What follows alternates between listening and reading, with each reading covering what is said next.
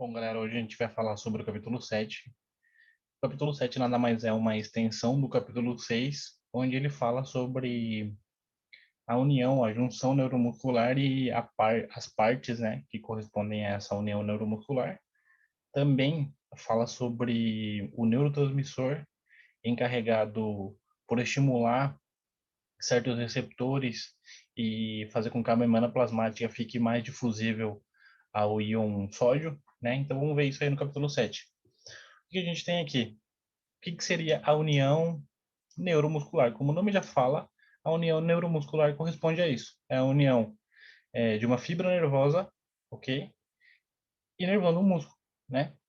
Isso seria a união neuromuscular. A união neuromuscular fragmentada com suas partes, se a gente fosse descrever a união neuromuscular, toda essa membrana invaginada, se a gente fosse descrever esse espaço aqui, a gente chamaria isso de placa motora. Existem algumas literaturas, existem alguns professores que chamam isso daqui de união neuromuscular ou placa motora.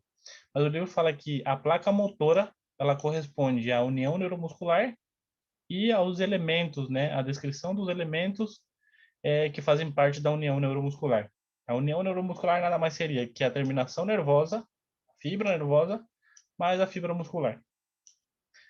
A gente tem isso daqui, tá? E esse espacinho aqui entre fibra nervosa, que corresponde a uma fibra nervosa que se origina da asa anterior da medula, tá? Uma fibra nervosa motora, que vai inervar uma fibra muscular. E esse espacinho aqui entre a fibra nervosa motora e a fibra muscular chama-se hendidura sináptica, tá? Hendidura sináptica. Depois a gente tem essas invaginações da fibra muscular, tá? E essas invaginações são chamadas de hendiduras subneurais, justamente, e por que ela apresenta essa forma de pregas, de pliegues, a gente fala em espanhol, justamente para a captação dos neurotransmissores. E esses neurotransmissores, eles são transportados até a hendidura sináptica por meio de vesículas. E esses neurotransmissores são chamados de acetilcolina, ok? A acetilcolina, ela é liberada na hendidura sináptica, ela é captada pelas, pelas fendas, né? Por essas invaginações aqui, e logo depois elas se unem a canais, fazendo com que a membrana plasmática da fibra muscular mude a sua conformação, tá? E comece a ser difundível a um íon em particular, que é o íon sódio. Esse íon sódio, ele ingressa através da membrana plasmática, causando a despolarização dessa região aqui, da placa motora, né? Uma despolarização local. Então é isso. Uma das partes, então, eu falei, hendidura sináptica, tá? É o espaço entre a membrana da fibra nervosa e a fibra muscular, que apresenta mais ou menos uma distância, um tamanho de 20 a 30 nanômetros. Goteira ou vale sináptico. Goteira ou vale sináptico é a invaginação, é a porção invaginada da fibra muscular para receber a fibra nervosa. Ou seja, seria isso, né? E isso daqui é chamado de goteira ou vale sináptico, tá? Hendidura subneural são as pregas, são os pliegues no fundo da goteira ou no fundo do vale. Na região onde se encontra a terminação nervosa e onde a fibra muscular ela recebe a terminação nervosa, existem abundantes mitocôndrias, tá? Que são organelas que produzem ATP. E a gente sabe que para contração muscular a gente vai gastar muito ATP, né? A acetilcolina seria o neurotransmissor e a enzima que vai degradar o neurotransmissor logo depois da contração, né? Seria a acetilcolinesterase. Bom, então a secreção de acetilcolina, que é o nosso neurotransmissor, como que ocorre? Primeiro, existe um potencial de ação nervoso viajando através da fibra nervosa, tá? Um potencial de ação. Esse potencial de ação ele chega até a hendidura sináptica, tá? E faz o quê? Estimula a abertura dos canais de cálcio. Esse cálcio aqui, ele vai entrar para dentro da fibra nervosa e com a entrada de cálcio dentro da fibra nervosa, ele vai atrair vesículas de acetilcolina.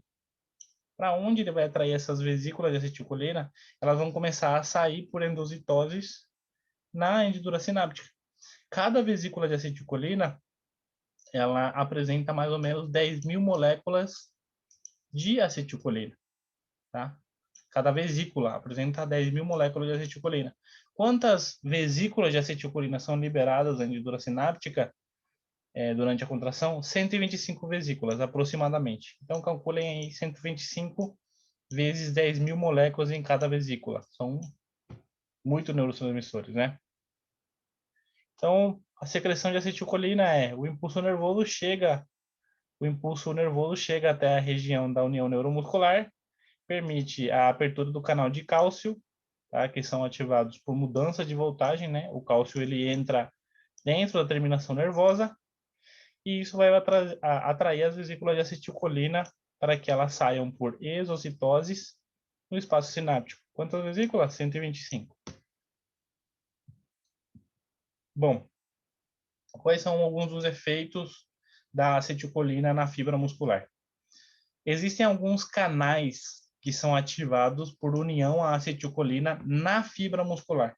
Tá? Na fibra muscular existe uma proteína de membrana da fibra muscular que chama-se canal ativado por acetilcolina.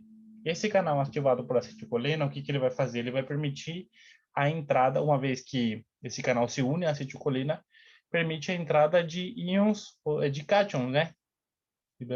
Difusão de cátions através da membrana plasmática. Entre eles, o principal, o que causa a despolarização da fibra muscular esquelética é o sódio. Tá?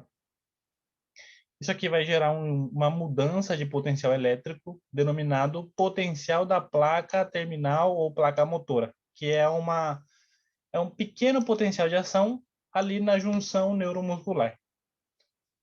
Esse potencial da placa motora, logo depois vai ativar canais de sódio ativados por mudança de voltagem ou voltagem independente, né? Lógico, porque aqui se gerou um pequeno potencial de ação. Esse potencial de ação, logo depois vai ativar esse canal aqui, que vai gerar um verdadeiro potencial de ação. Assim, se inicia o verdadeiro potencial de ação da fibra muscular, tá? E com o verdadeiro potencial de ação, a gente vai ver o quê? Que o túbulo T ele vai ser excitado, existe um canal que está conectado ao retículo sarcoplásmico, né, que é do túbulo T ao retículo sarcoplásmico, e esse retículo sarcoplásmico do músculo esquelético apresenta uma abundância de cálcio. Esse cálcio é liberado ao citoplasma, se une à troponina C, cabeça da miosina se une ao sítio ativo, né, porque com a união do cálcio com a troponina C, o complexo troponina-miosina destampou o sítio ativo, a cabeça da miosina já está fosforilada, vai lá e se une ao sítio ativo, e aí então gera o golpe de força, tá? Golpe ativo. Logo depois da contração, a acetilcolina ela pode sofrer um processo de degradação, e a enzima responsável por degradar a acetilcolina, lembra quem era? A acetilcolinesterase. Bom, aspectos quantitativos, né, do potencial de ação da fibra muscular esquelética. Bom, a fibra muscular esquelética, ela apresenta esse gráfico de potencial de ação, que a gente chama de potencial de ação em espiga, né, ou em agurra, e apresentar a fase de repouso, fase de despolarização, fase de repolarização, ok? E novamente a fase de repouso. Então seriam 3 fases. Na fase onde a fibra muscular esquelética se mantém em repouso, ela apresenta um potencial de membrana de menos 85 aproximadamente, que é o valor entre menos 80 a menos 90 milivolts. Tá? Na despolarização, quem que causa a despolarização? A entrada de sódio, né, no interior da fibra muscular esquelética. Tá? Essa despolarização, ela vai ocorrer logo depois que a fibra alcance o umbral, né? Logo depois do umbral, ocorre o verdadeiro potencial de ação, ocorre a verdadeira despolarização. Qual que seria o umbral da fibra muscular esquelética? Que seria o máximo, tá, de mudança de potencial elétrico que essa membrana muscular esquelética pode suportar sem gerar o verdadeiro potencial de ação. O umbral ele está localizado em menos 40 milivolts. Então, em menos 40 milivolts é gerado o verdadeiro potencial de ação e logo depois a gente tem a despolarização. Bom, o potencial de ação, esse potencial de ação aqui dura mais ou menos entre 1 a 5 milissegundos, tá? Milissegundos, aqui eu coloquei metros por segundo, mas é milissegundos. E a velocidade de condução é de 3 a 4 metros por segundo, a velocidade da condução do potencial de ação. Bom, sobre o túbulo T. O túbulo T é aquela membrana, é aquela invaginação da membrana do músculo esquelético. O músculo cardíaco também apresenta essa invaginação. No músculo liso a gente não tem essa invaginação, a gente tem uma pequena invaginação, né? Que seriam as vacúolas. O túbulo T, ele é uma invaginação da fibra muscular, tá? Tá acoplado ao retículo sarcoplásmico, a gente falou. O retículo sarcoplásmico do músculo esquelético apresenta uma abundância no conteúdo de cálcio, tá? E esse cálcio, uma vez que o retículo sarcoplásmico, uma vez que o túbulo T, ele é excitado, ele também vai excitar o retículo sarcoplásmico. Esse retículo sarcoplásmico vai liberar o cálcio para a contração. Bom, a liberação de cálcio do retículo sarcoplásmico, como é que é feita? Então, aqui a gente tem a membrana muscular esquelética, a invaginação, que é o túbulo T, tá? O conector, o que une o túbulo T ao retículo sarcoplásmico, que é o canal de dehidropiridina ou canal de DHP, ele está conectado aos canais de cálcio do retículo sarcoplásmico. Essa comporta do retículo sarcoplásmico é excitado, né, graças ao potencial de ação que agora se propaga por toda a membrana muscular esquelética, incluso por túbulo T, faz com que o cálcio do retículo sarcoplásmico seja liberado para o citoplasma e, como a gente já falou, ele vai e se une à troponina C, destampando o sítio ativo, fazendo com que a cabeça da miosina se une ao sítio ativo e gerando o golpe de força, tá? Então é isso, está resumido aqui.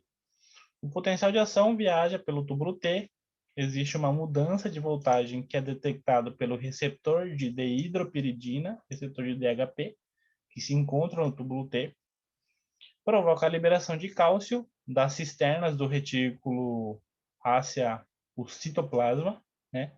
E essa liberação de cálcio ao citoplasma gera a contração. O cálcio, uma vez que gera a contração, ele é novamente bobeado ao retículo sarcoplásmico, tá? Por meio das bombas de cálcio. A bomba de cálcio, tá? Faz com que o cálcio ele retorne ao retículo sarcoplásmico, tá? E dentro do retículo sarcoplásmico temos 10.000 vezes mais cálcio do que no citoplasma. A enzima, tá? O elemento que vai levar o cálcio até o retículo sarcoplásmico de novo, né? A gente tem um retículo sarcoplásmico, a gente tem o sarcômero. A enzima que vai levar o cálcio novamente até o retículo sarcoplásmico, porque esse cálcio, uma vez que ele gera a contração, né, se une a troponina C, logo depois ele precisa retornar ao retículo sarcoplásmico, é uma enzima que é chamada de calsequestrina, que apresenta um poder de união 40 vezes maior do que a própria troponina C com o cálcio. Então, ele se une ao cálcio e faz com que ele retorne ao retículo sarcoplásmico.